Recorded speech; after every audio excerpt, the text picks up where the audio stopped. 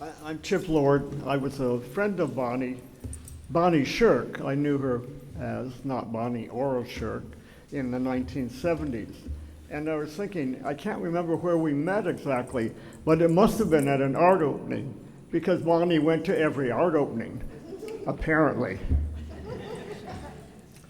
So thank you, Frank and Tanya, for mounting this beautiful exhibition. It's so well organized and so well put together that I'm very impressed with the job you did. I want to call out two pieces in particular. Sitting Still, which we saw just now, and was done in multiple locations. And also Public Lunch. And I didn't see either of these pieces in person, but they represented, in a sense, in the exhibition, the early phase of works that Bonnie produced. And it was solo work for the most part. The 1970s was the golden decade for the alternative space, and the art world was literally going through a tremendous metamorphosis from the 1960s, where, of course, minimalism sort of ruled in the sculptural area, and abstract expressionism in the painting area, to something else, and all forms of experimentation were being tried and rewarded to some extent. So those pieces in particular, to me, stood out. I had worked collaboratively. In fact, coming to San Francisco in 1968, I attended the Halpin workshop.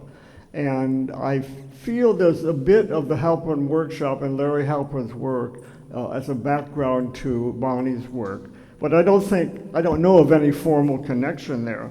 But after the Halpin workshop, Doug Michaels and I founded Ant Farm. It wasn't a farm, by the way, but it was a meta-farm, a metaphor. And we described, at the time, of course, in San Francisco, you had underground films, the underground newspaper, and we described to a friend that we were underground architects. And she immediately said, like the ant farm toy I had as a kid. And, it was a perfect metaphor. The ants worked underground. They worked collectively. In fact, now we know scientifically that they have a hive mind.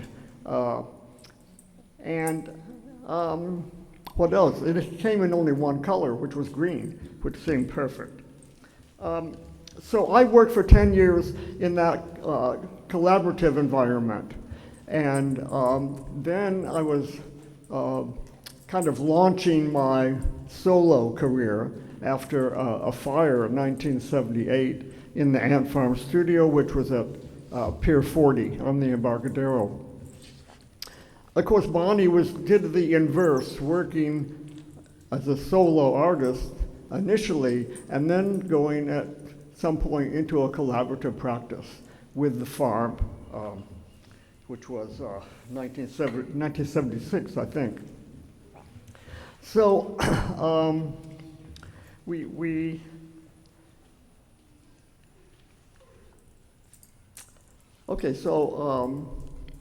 shared that kind of activity as two members of a community of artists in the Bay Area during the late 1970s.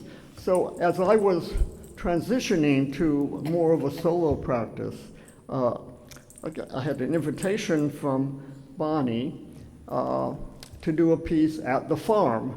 I think it was in 1981.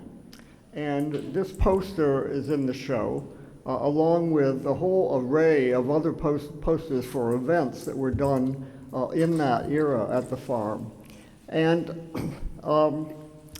it's interesting, I hadn't seen this poster in at least 40 years, but what I did was, it was like having a residency, perhaps, for two weeks or 3 weeks.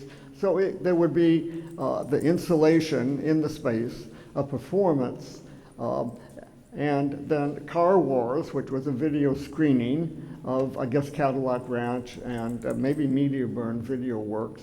And then the artist will be working on his car at unannounced times because, as you know, the farm was a former auto repair studio, maybe, or of course it was also a farm, but so that was the idea. And I can't really describe, or I don't have any images from that performance that I did. This is the program for it. So at the time I was experimenting with doing a performance that was using projected slides and spoken word together.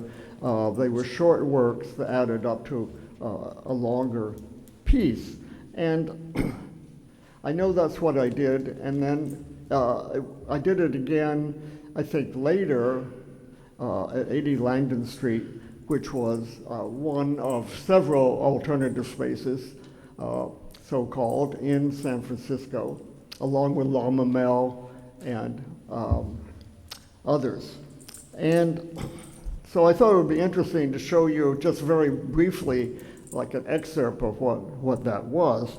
The first piece was the Executive Air Traveler, and it was a documentation project I did traveling for other reasons usually, but I realized after that first shot in Atlanta, this wasn't, I really needed a costume, so I bought a 3-piece suit.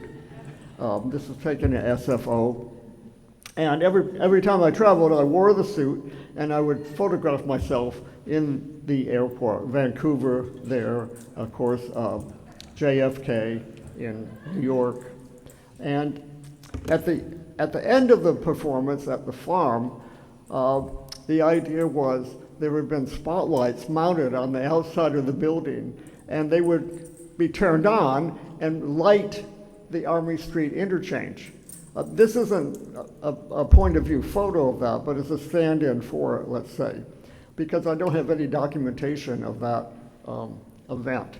So I think I may be the only artist that focused on the actual physical construction, which was a very elaborate construction and, of multiple layers and multiple destinations. And what we're seeing here is the lights of cars exiting to go up onto what used to be Army Street at that time, but eventually became Cesar Chavez. Another project I was doing at that time was called Cars and Owners, and it involved just photographing people with their cars. And it just started as a kind of obsession that I shared with Doug Michaels, the co-founder of Ant Farm. Doug pictured here, and me with my 1950 Ford.